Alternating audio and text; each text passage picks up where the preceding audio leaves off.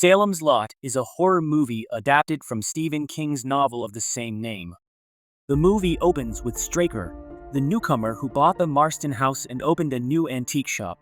Straker hires Snow to retrieve a heavy crate containing an unspecified powerful item connected to the dark presence in Salem's Lot.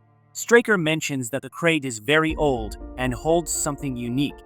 He emphasizes the crate's importance and the need for careful handling, hinting at its sinister contents. He instructs Snow to deliver the crate to the infamous Marsten House. House is previously owned by Hubert Marsten, who killed his wife. This backstory elicits fear and anxiety about the house. As they maneuver through the cellar of the Marsten House, they express discomfort and concern about the crate's mysterious packaging with dirt instead of valuable items, intensifying the suspense.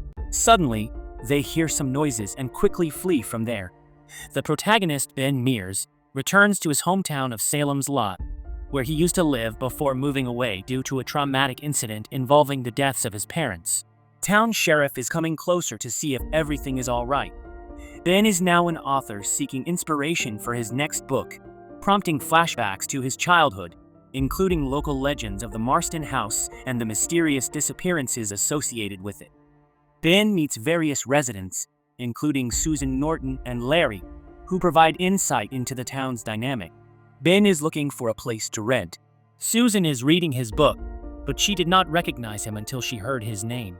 She is recommending a place for accommodation on another street instead of at their place, which does not align with the slogan they follow.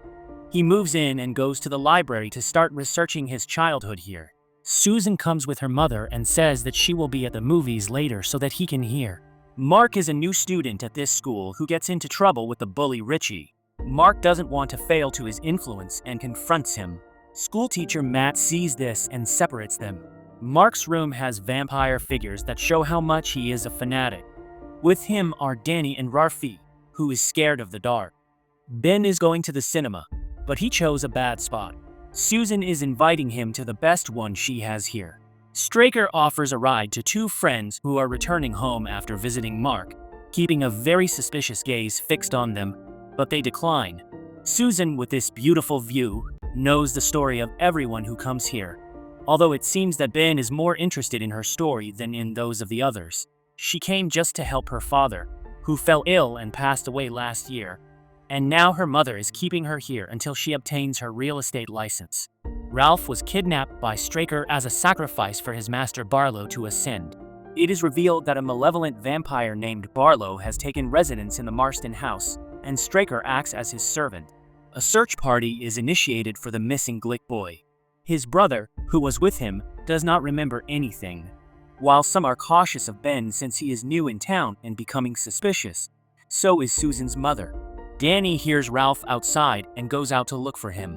Ralph catches him. Later, Danny goes to his mother, claiming that he doesn't feel well.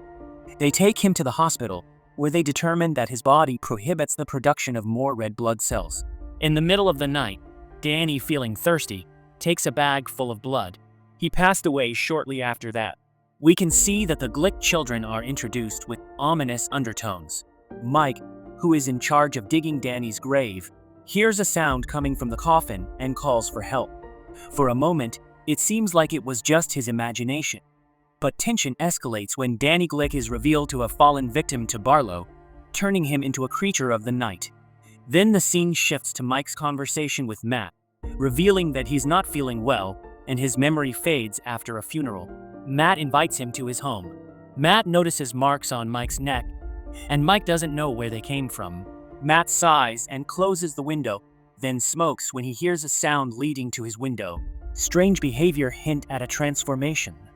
Then go to Ben's place where they search for Cross together with Susan. They arrive together and there is no electricity. They enter, and Matt checks to see if Mike is cold. Marks are no longer present because they disappear after death, and then the transformation begins.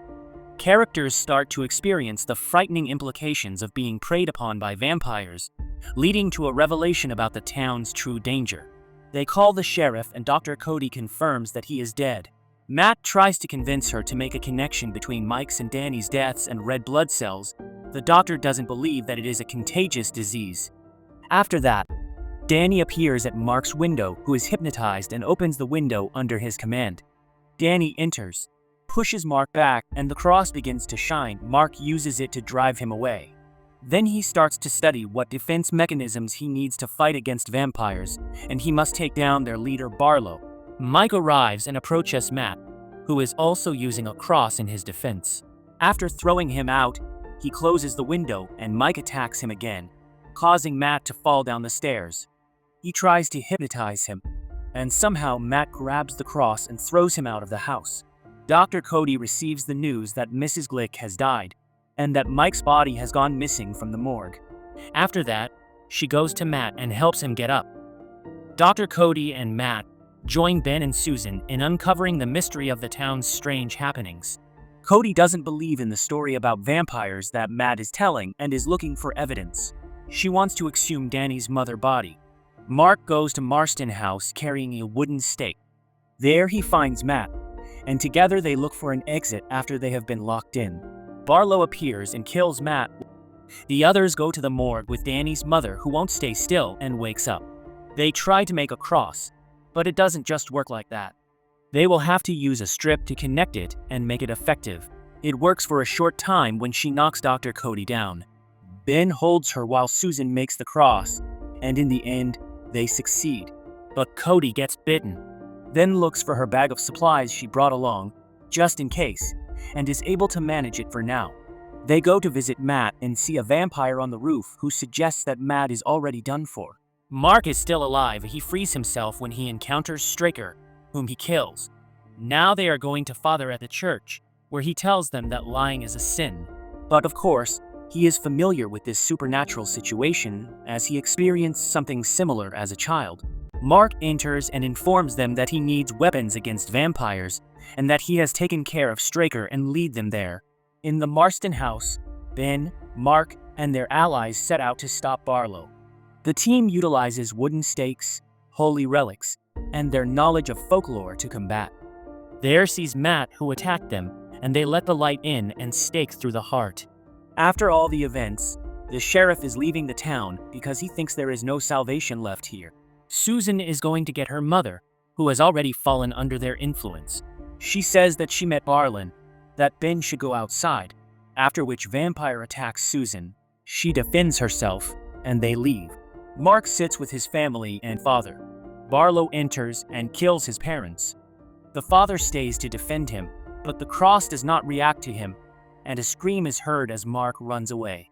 Ben takes Susan to Cody to help her, but it's already late.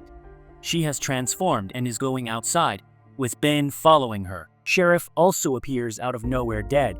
Mark is searching for Barlow during the day and visiting dark places. He meets Danny and drives a stake into his heart. They find him and try to locate the vampires while Sun is around. They see that there are no cars nearby and nowhere to search. In the back of the car, Ben finds Susan.